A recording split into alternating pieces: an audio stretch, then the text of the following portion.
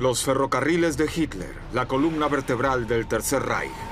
Sin los ferrocarriles, Alemania simplemente no habría podido librar una guerra. Parte clave de la maquinaria que esconde un tenebroso secreto. Nadie puede escapar de ellos. Todos están cerca de un tren. Facilitó la peor atrocidad de la historia.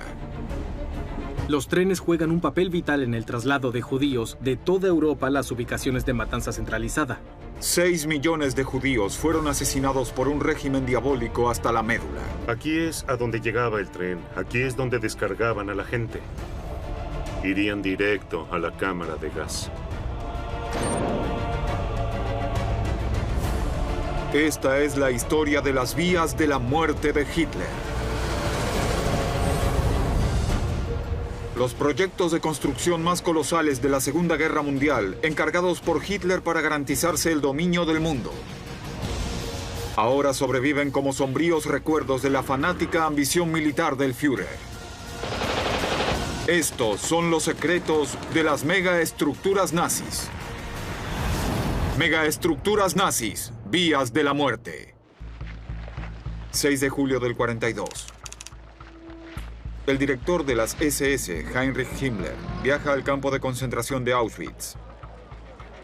Le ha ordenado al comandante del campo, Rudolf Hess, que expanda el lugar y lo prepare para el asesinato de judíos a escala industrial.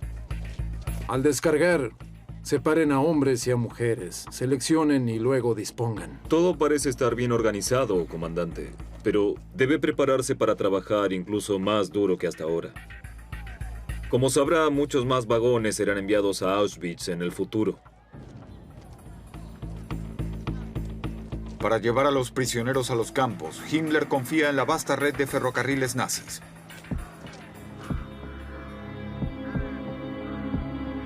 El historiador James Holland viajó a Polonia para entender el papel de la Reichsbahn en la muerte de millones de personas. Es una de las reliquias más escalofriantes de la Segunda Guerra Mundial.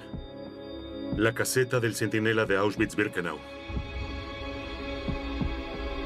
Auschwitz es el más grande de los campos de concentración nazi.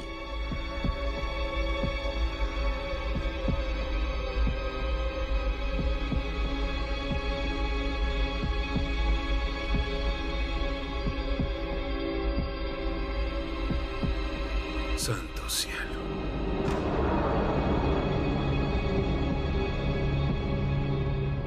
Esto es gigantesco.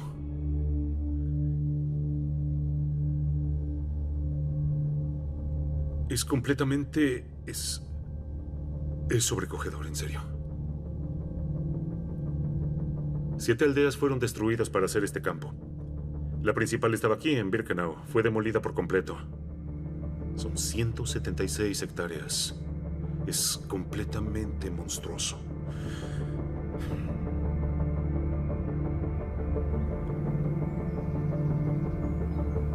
Y ahí está el ferrocarril.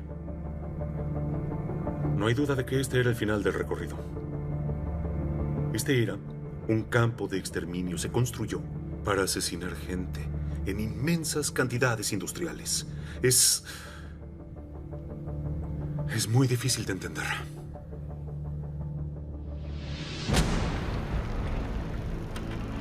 Los judíos provenientes de toda Europa fueron transportados aquí. La mayoría llegó en tren. La única manera de administrar todo el sistema de campos de concentración, de trasladar numerosas cantidades de prisioneros a estos campos de concentración, era en ferrocarril.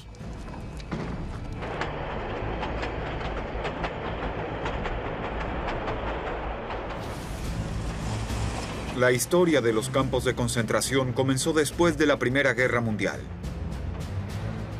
La derrota dejó a Alemania en graves problemas económicos. Había mucha pobreza. Adolf Hitler profiere discursos alimentados por el odio y culpa de todo a una conspiración de los judíos. Hitler siempre fue patológicamente antisemita. Pero ¿por qué los odia? Sin duda concentra gran parte de su furia y resentimiento por el fracaso de la Primera Guerra Mundial en los judíos. Después manipula esta idea políticamente. Decide buscar a alguien a quien culpar. Y la culpa recae más que nada en los judíos. Jura vengarse. Y ese mensaje antisemita consigue el apoyo popular. Se incrementa la afiliación al partido nazi.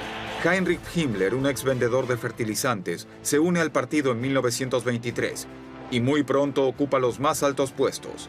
6 años después se convierte en el líder de la rama paramilitar del partido nazi, las temidas SS. La SS cuenta con una inmensa red de hombres y burocracia. En lo que respecta a promulgar una ideología nazi, juega un papel fundamental. La persecución de los judíos alemanes comenzó cuando los nazis llegaron al poder en 1933. El antisemitismo es una parte esencial de su ideología. Y en cuanto a creer en una superraza aria, creer en una supremacía aria, Himmler es uno de sus principales propulsores. Las leyes antijudíos los excluyen progresivamente de la sociedad alemana.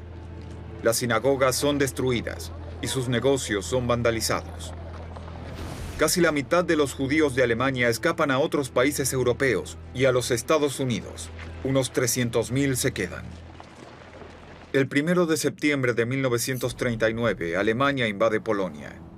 Hitler dirige el ataque desde su tren personal, el América. Ese cuartel central móvil está equipado con todo lo que necesita para permanecer en constante comunicación con sus generales en el campo de batalla.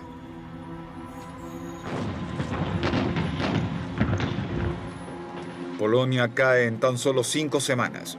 Después de eso, los nazis controlan una población de judíos que es 7 veces más grande que la de Alemania. Tal incremento es una de las razones por las que Himmler ordena que los judíos polacos sean tratados con más severidad que los judíos alemanes. En cierto sentido, los nazis libran 2 guerras, una para conquistar territorio y la otra una guerra ideológica contra los judíos. Himmler quiere erradicar por completo a los judíos de la sociedad polaca.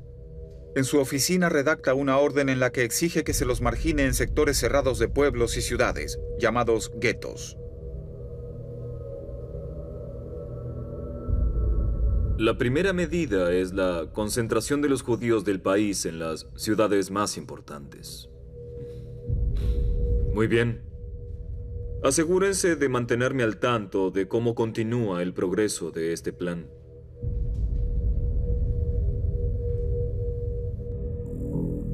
Los nazis crean guetos cerca de las conexiones de ferrocarril más importantes. Las principales están en Varsovia, Lodz y Cracovia.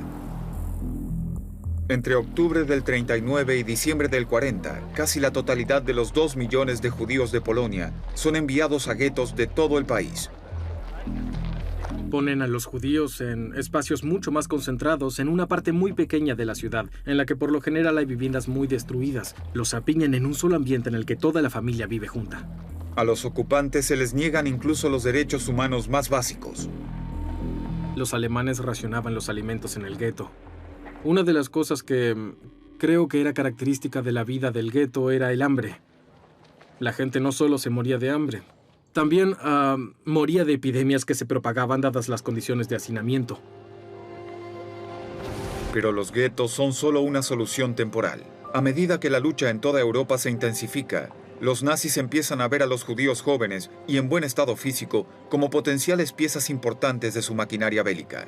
A medida que el Reich se expande, se necesitan fuerzas de ocupación. Y por supuesto, hay que luchar. Por lo tanto, hay una escasez de mano de obra en las fábricas y en la obra pública. ¿Y en dónde se consigue? Se consigue en los prisioneros de guerra, en los trabajadores forzados y toda esa gente que es obligada a trabajar en contra de su voluntad necesita campos de los que no puedan escapar. Los campos más grandes se construyen en lugares con importantes conexiones ferroviarias, en Auschwitz, Buchenwald y Sachsenhausen. Hacia marzo del 42 hay 13 campos de concentración principales. Las condiciones son inhumanas, pero aún no son centros de asesinato organizado. Los judíos y otros enemigos del Tercer Reich, como los polacos, los soviéticos, los testigos de Jehová y los homosexuales, son deportados a los campos. La red de ferrocarriles les permite a los nazis ampliar todo su alcance, proyectar su poder, lograr el control. Ahora los campos conectados por el ferrocarril empiezan a trabajar para el Reich. En el sur de Polonia, el experto en arqueología del conflicto, Tony Pollard, explora el campo de concentración Gross-Rosen. Hacia el final de la guerra es uno de los campos más grandes de los nazis. El ferrocarril trae prisioneros de todos los rincones del Reich. Arbeit macht frei. El trabajo libera. La única manera en que el trabajo te liberaba aquí era con la muerte. Porque eso es lo que hacían los nazis, que la gente trabaje hasta morir.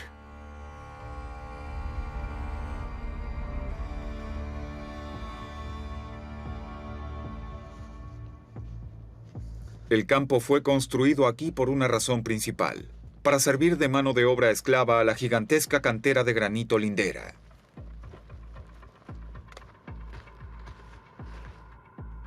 Aún quedan vestigios que permiten intuir la colosal magnitud de esta operación.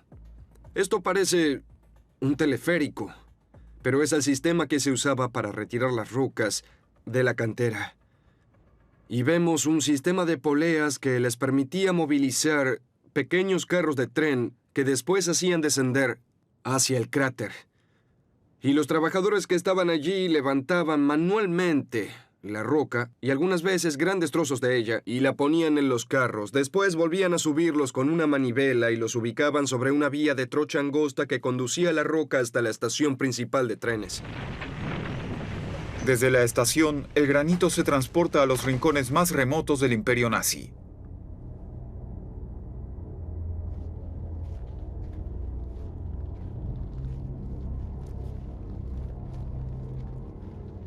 Se tiene una perspectiva completamente distinta de este lugar cuando se está en el fondo de la cantera. Este hueco representa los cientos de miles de toneladas de materia prima que se extrajeron de aquí y se cargaron en trenes. Y todo este material lo usaron los nazis para realmente construir su imperio. Lo que vemos que quitaron de aquí son los cimientos del Tercer Reich. Los edificios públicos, los puentes y las carreteras se construyen usando esta piedra. Algunas eran tan grandes que no había manera de colocarlas enteras en los carros para después retirarlas. Por eso las rompían. Ese trabajo se hacía más que nada a mano con picos y martillos. Como si esa tarea agotadora no fuera suficiente, piensen también en los guardias de la SS, que rodeaban la cantera y supervisaban cada movimiento. Si uno no cumplía con lo suyo, si no hacían un día el trabajo que ellos consideraban, entonces las consecuencias podían ser fatales. Y Gross-Rosen, este campo de aquí, era famoso por su régimen estricto. Es una pesadilla. Es lo único que puedo decir al respecto. Es un paisaje absolutamente terrorífico. Por el trato inhumano al que los nazis los sometían, los prisioneros solían llegar en muy mal estado de salud y las malas condiciones pronto se cobraban sus víctimas.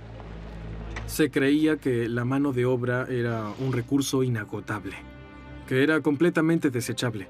No había interés en mantener a la gente viva por siempre. Le hacían pasar hambre a la gente con raciones de comida muy limitadas y sumamente inadecuadas para la clase de trabajo que hacían. La expectativa de vida promedio en Gross-Rosen era de tan solo 3 semanas. Pero el ferrocarril mantiene el campo en funcionamiento gracias al suministro constante de mano de obra esclava. Vemos que hay traslado de 2 mercancías. Es horrible usar el término mercancía en relación con la gente, pero era exactamente como los nazis lo concebían. A medida que la guerra avanza, la demanda de materias primas y de otras mercancías bélicas aumenta. Gross-Rosen se expande a gran escala. Con el tiempo hay casi 100 subcampos y sus centros principales están interconectados por el ferrocarril. La capacidad del campo alcanza los 80.000 prisioneros. Cada campo tiene su propia especialización, su propia función. En la industria, creando municiones y armamentos, o como en Gross-Rosen, extrayendo materia prima. Y todos ellos dependen de los ferrocarriles para el traslado. La cara oscura del sistema ferroviario es el traslado de personas. El traslado de las víctimas de los campos de concentración. Trasladaban a la gente para poder usarla como mano de obra esclava. Pero el ferrocarril no solo es clave para trasladar mano de obra esclava a los campos nazis. En junio de 1941, Hitler le declara la guerra a la Unión Soviética. En septiembre, las fuerzas alemanas avanzan hacia el este, hacia Moscú. La red ferroviaria nazi se extiende a toda la Unión Soviética. En total cuenta con 161.000 kilómetros de vías distribuidas por 12 países. El sistema ferroviario alemán es una pieza de la maquinaria bélica del país. Es absolutamente esencial. Los trenes son la única manera en que Alemania puede llevar suministros, cargamento, carbón, hombres, prisioneros, judíos de A a B. Sin los ferrocarriles, Alemania simplemente no habría podido librar una guerra. Pero en la Unión Soviética el ferrocarril nazi está por enfrentar su desafío más grande hasta la fecha. Al internarse en lo profundo del territorio ruso, el ejército nazi depende de los hombres y de las armas que llegan de todo el Tercer Reich en tren. Tony Pollard viajó a la terminal en Gniezno, en el centro de Polonia. Esto es increíble. Aquí cargaban y descargaban los trenes. A esta terminal llegan líneas ferroviarias estratégicamente importantes que se dirigen a la Unión Soviética. Municiones, tropas, artillería, tanques, todo se cargaba aquí en vagones plataforma, porque la próxima parada hacia allá es el frente ruso. Este lugar era justamente para eso, para aprovisionar al frente alemán. Al comienzo, el ejército recibía suministros con regularidad. Para diciembre, el frente de batalla ya está a solo 29 kilómetros de Moscú. Este es el verdadero negocio de la guerra. Y esto continúa por casi 1 kilómetro. Durante la guerra, este lugar sin duda ardía de actividad. A medida que los alemanes avanzan hacia el este, los nazis ganan el control de grandes franjas de la población rusa. Cuando los nazis llegan a la Unión Soviética, de pronto tienen no miles, sino millones de judíos. El problema es que hay demasiada cantidad y ya no tienen capacidad para enviarlos a ningún otro lado. En los guetos, a los judíos los tratan con brutalidad. Luego de eso, el antisemitismo vuelve a intensificarse. Esta vez no tienen ninguna intención de transportarlos a guetos. Muchas de las ejecuciones masivas de judíos se hacen sacándolos a rastras de las aldeas, de los pueblos, arreándolos y apiñándolos ante fosas cavadas con anterioridad y disparándoles por la espalda, literalmente, y pateándolos al interior. Entre junio y diciembre de 1941, cerca de 500.000 de judíos, hombres, mujeres y niños, son brutalmente asesinados. Es un genocidio a escala sumamente local, en un lugar que les es muy familiar, en un bosque al que seguro iban antes de la guerra, y así un centro de picnics se convierte en un centro de matanza. En agosto de 1941, Himmler viaja a la ciudad bielorrusa de Minsk. Ahí presencia una ejecución en masa. A Himmler le revuelve el estómago. Le parece asqueroso y sumamente atroz que sus hombres tengan que pasar por algo tan traumático. Por eso piensa que tiene que haber otra manera de hacer las cosas. En Alemania, los científicos nazis experimentan con el gas como método alternativo de ejecución en masa. Con el tiempo se deciden por las cámaras de gas, creyendo que serán más eficaces y menos traumáticas para los soldados nazis.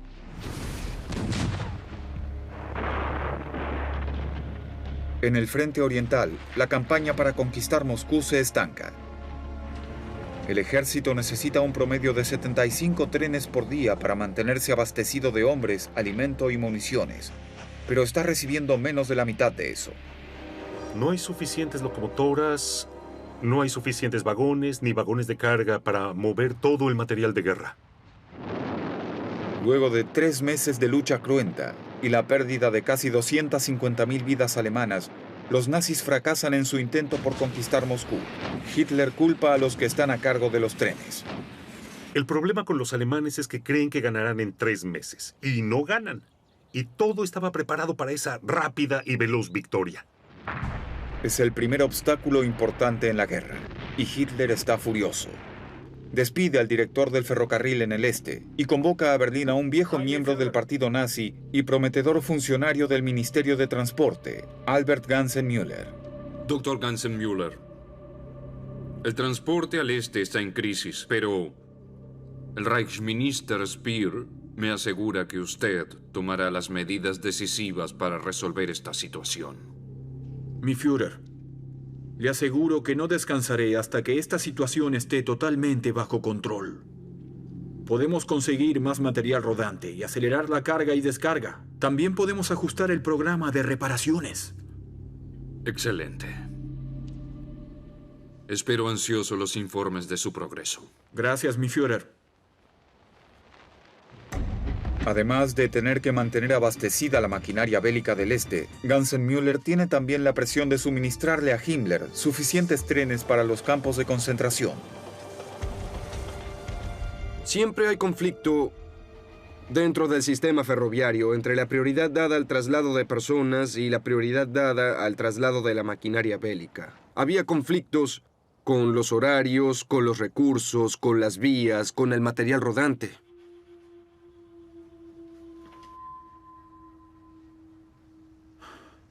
Gracias. Bien, eso es todo. Ganzenmüller hace todo lo que está en su poder para satisfacer la demanda de Himmler de más trenes.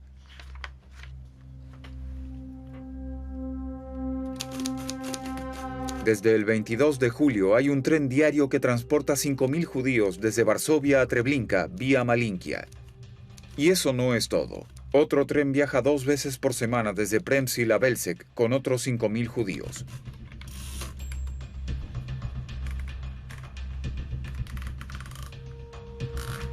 Ganzenmüller envía decenas de miles de judíos a los campos de concentración, pero también tiene otra responsabilidad muy particular. Debe supervisar los planes del Führer para armar un megasistema ferroviario completamente nuevo. Una red de transporte digna de los alemanes, la raza dominante. Julio del 42. La red ferroviaria nazi está funcionando a plena capacidad. Abastece al ejército nazi y transporta judíos a los campos de concentración. El director de los ferrocarriles, Albert Ganzenmüller, también fue convocado por Hitler para construir una red ferroviaria completamente nueva, que se desplazará por unas vías muy anchas de casi 3 metros. Excelente. Esta sí será una estructura de transporte digna de un Reich. Si aumentamos el ancho de las vías a 3 metros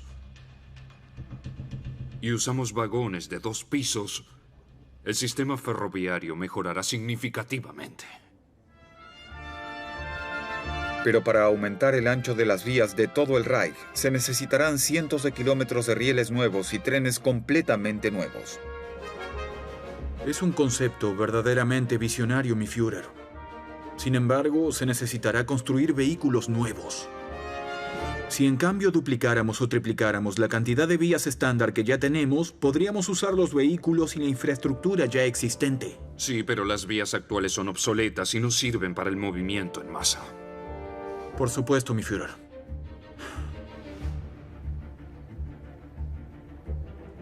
Ganzenmüller acepta a regañadientes los excéntricos planes de Hitler, aunque sabe que si se ponen en práctica, el proyecto consumirá recursos del ferrocarril justo cuando está aumentando el transporte de prisioneros a los campos de concentración.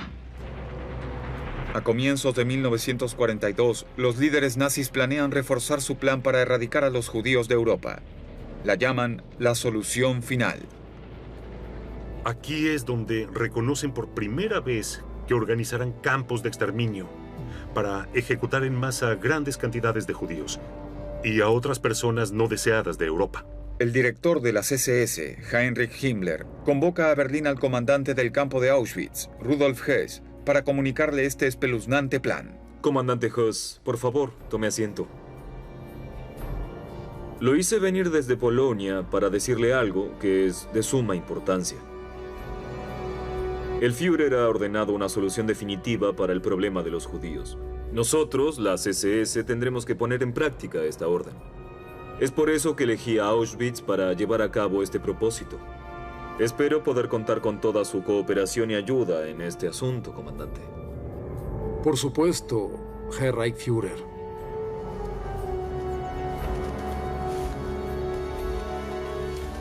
James Holland investiga por qué Auschwitz es tan vital para los planes de Himmler. Detrás de mí está la estación de la ciudad de Auschwitz. Esta es la vía que conducía a los campos. Lo más interesante de todo es que por ahí está la vía principal que conduce al sur, a Viena, y al norte, a Cracovia.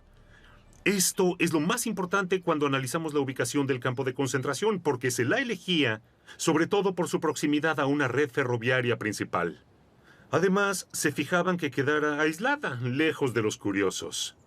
Hay que tener todo esto en cuenta porque sin el sistema ferroviario, los campos de exterminio no podrían haber existido, porque son las vías, y solo ellas, las que pueden llevar a los prisioneros hasta ellos.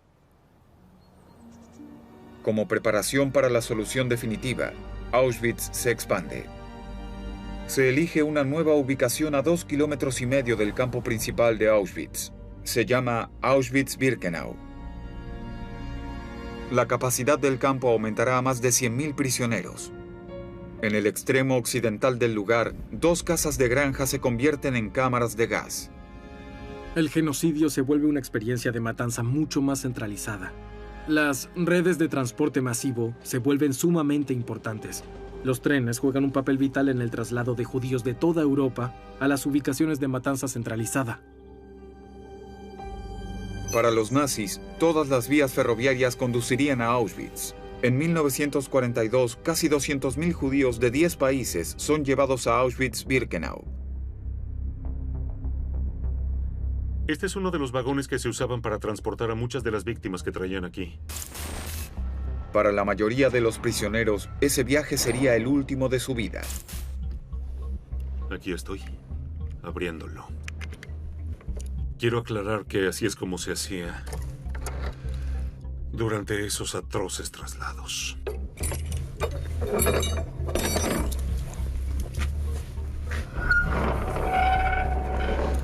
El peso que tiene hace que sea muy difícil y complicado abrirla.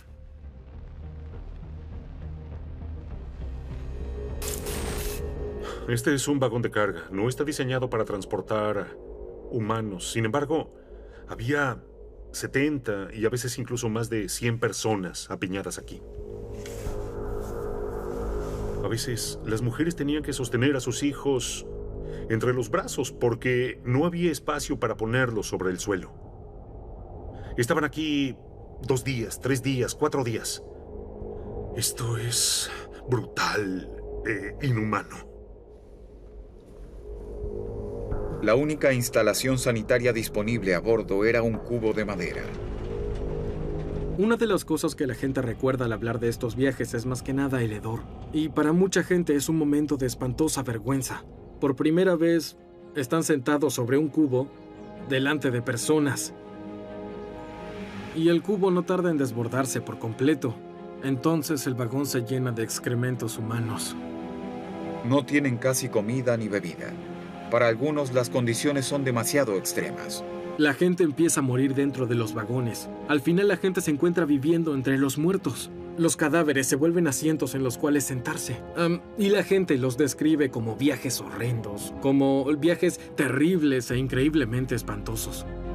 Para los que sobreviven al viaje, la parada final es la rampa de descarga de Auschwitz-Birkenau.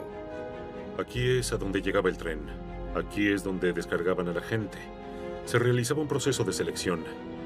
Se seleccionaban aquellos que iban a ser mano de obra esclava, que tendrían una vida un poco más larga, y aquellos que irían directo a la cámara de gas para ser ejecutados. Las familias eran separadas sin previo aviso. A menudo los hombres eran elegidos como mano de obra esclava, y las mujeres y los niños eran enviados directamente a las cámaras de gas. No se necesita tener mucha imaginación para imaginar una larga fila de vagones y a miles de hombres, mujeres y niños asustados siendo arriados. Guardias gritándoles órdenes y empujándolos. Es un lugar tenebroso.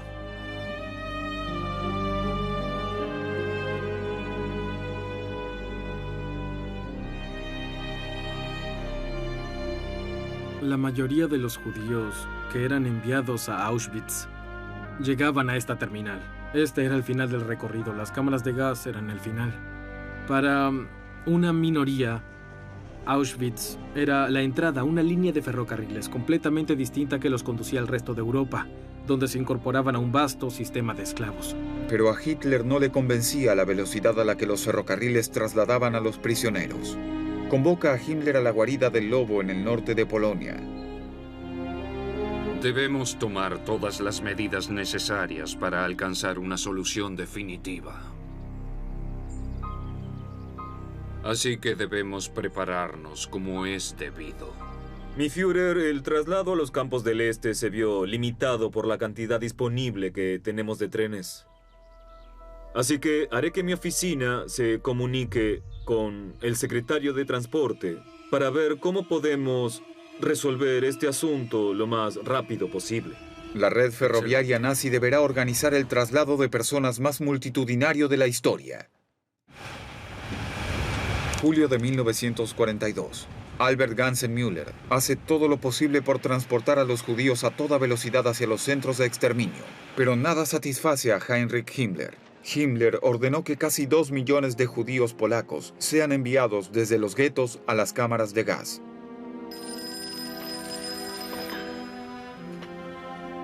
Doctor Gansen-Müller, le habla Himmler, el Reichsführer de la SS. Reichsführer, no esperaba su llamado. Mire, seré claro con usted. Necesitamos más trenes. Son vitales para poder llevar a cabo nuestro plan. Hay que incrementar el transporte. Sí, Reichsführer. Hacia mayo del 42, las SS de Himmler tenían 6 centros de matanza en funcionamiento, todos ultra secretos. Chelmno, Belzec, Sobibor, Treblinka, Majdanek y Auschwitz.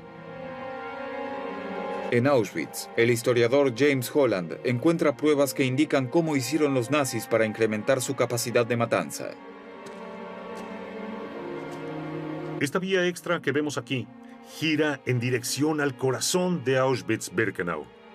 Se construyó a finales de la guerra, a comienzos de 1944. Se construyó con un solo objetivo y solo uno, para el último traslado multitudinario de judíos europeos. Alrededor de 430,000 personas, sobre todo mujeres y niños, fueron traídos aquí en mayo, junio y julio de 1944. Tenían prisa por terminar con esta espantosa tarea que se habían propuesto. Extendieron la vía para que pasara por la caseta del Centinela y llegara al centro del campo para acercarse aún más a las cámaras de gas y descargar con más rapidez.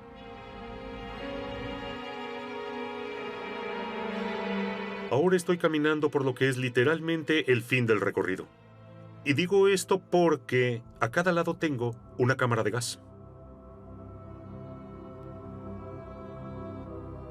En total se usan 5 instalaciones de gas para procesar a los recién llegados. A los prisioneros se les dice que deben ducharse y se los lleva a una sala subterránea donde se desvisten. Luego se los envía a las cámaras de gas contiguas. Se hace circular gas Ciclón B por los conductos del techo. Una vez que ha producido su letal efecto, los cadáveres son conducidos al crematorio contiguo.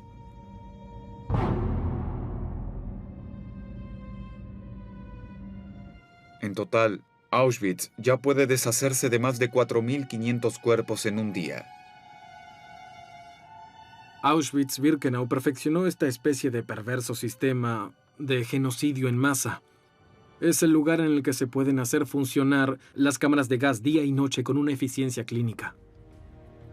A un mundo de distancia del horror de las cámaras de gas, Hitler se concentra en su plan para construir un nuevo y glorioso megaferrocarril. Los diseñadores de Hitler preparan 47 planos diferentes para locomotoras nuevas. Excelente trabajo. Este es un proyecto de gran magnitud que será un gran desafío de ingeniería para Alemania.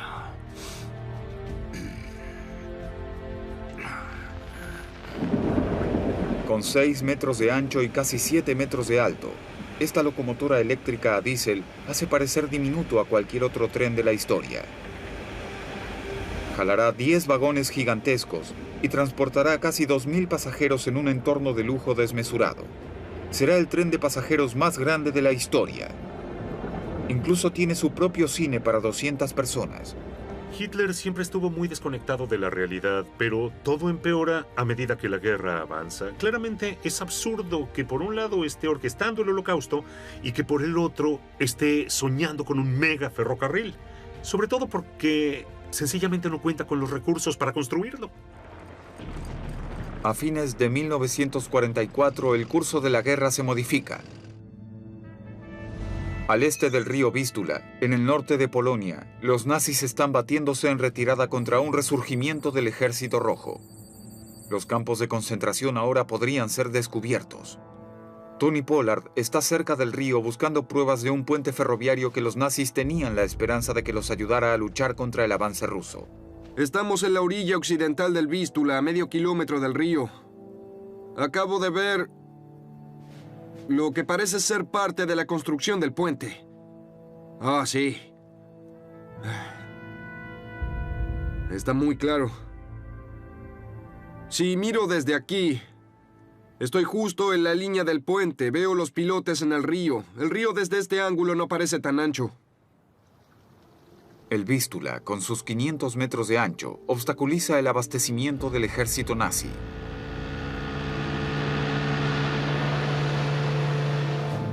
Para los alemanes es vital conseguir que un tren cruce este río. Es la única manera de llevar suficientes hombres y suministros al frente oriental. Esto es clave. Y es parte de esa megaestructura, de esa vasta red ferroviaria. Este puente es uno de los componentes esenciales. 1.500 tropas ferroviarias especiales comienzan la construcción de un puente en agosto de 1944. Claramente pueden ver las técnicas de construcción. Hundieron estas vigas de acero en el lecho del río y dentro de ese espacio derramaron hormigón. Se ven las varas de acero reforzado que sobresalen. El ejército ruso continúa con su racha de victorias veloces. El ejército alemán es acorralado contra el río. La próxima parada en el flanco occidental es Berlín, y el mismísimo Hitler sostiene que no pueden perder el Vístula, pero ya para los últimos días de enero no había ninguna esperanza. Los rusos le pisaban los talones. Y el 27 de enero se toma la catastrófica decisión de hacer explotar el puente. Sin duda fue desolador para los ingenieros. Aquí se pueden ver vestigios de esa explosión. Fue lo que dejó al descubierto ese acero, miren. Después de hacer explotar el puente ferroviario, el ejército alemán intenta defender el río. Pero hacia febrero del 45, las tropas rusas cruzan el Vístula. El Vístula no es solo una barrera física, también es un símbolo. Una vez que los rusos lo cruzan, es muy evidente que el juego está por llegar a su fin. Mientras el ejército soviético expulsa a los nazis del este de Europa, el mundo se enterará del horror de los campos de exterminio. El ejército soviético está avanzando por toda Europa. A medida que se retiran, los nazis comienzan a vaciar los campos de concentración en un intento por cubrir sus delitos. Descubrimos que el sistema de campos de concentración fue prácticamente desmantelado y todos fueron trasladados. Estaban en movimiento. Los prisioneros de Auschwitz-Birkenau son sacados del campo. Llega un momento en que los campos están todos sobre rieles. Es como si los campos de concentración terminaran siendo una especie de unidades móviles ferroviarias.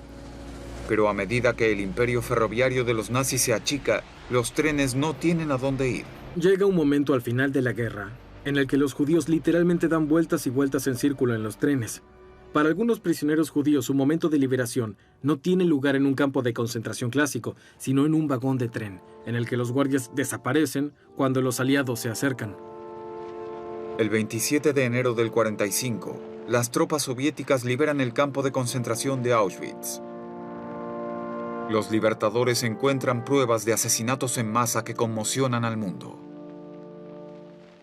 Pese a que casi 60.000 prisioneros habían sido trasladados en secreto, igual encuentran a otros 7.000 enfermos y moribundos. En total, más de 1 millón de personas fueron asesinadas en Auschwitz. Cuando los libertadores entran en los campos, creo que, en cierto sentido, no lograban concebir cómo era que algo así había ocurrido. en el continente europeo y en el siglo XX. Es una escena inconcebible la que esa gente tenía ante sus ojos. La guerra en Europa ingresa en su etapa final. La Luftwaffe perdió el control de los cielos y los trenes de abastecimiento quedan expuestos a los ataques aéreos. Se hicieron explotar áreas de clasificación, vías de trenes, puentes.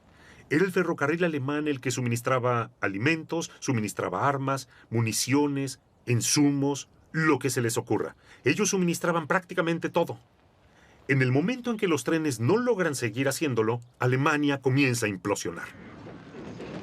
Lo único que los nazis en retirada pueden hacer es tratar de detener el avance aliado. A lo largo de todo el imperio, el arado de traviesas destruye cientos de kilómetros de vías de la Reichsbahn. Le toca a Albert Gansenmüller informarle a Hitler que los trenes han dejado de funcionar. Heil Führer.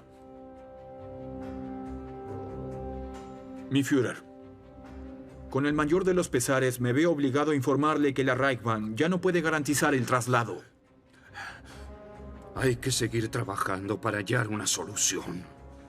Tienen que lograr que los trenes vuelvan a funcionar. Asegúrese de eso. Gansenmüller es incapaz de cumplir con las órdenes de Hitler.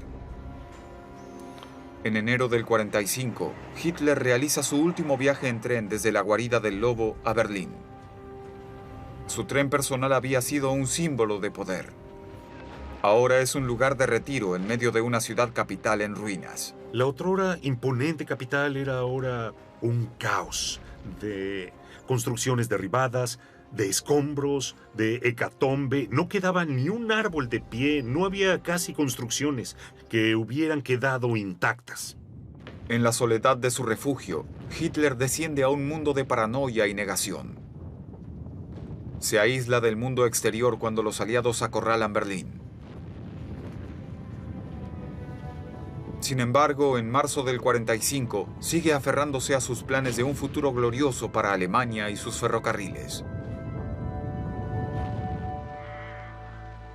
El otrora imponente ferrocarril de Hitler es bombardeado y queda fuera de circulación.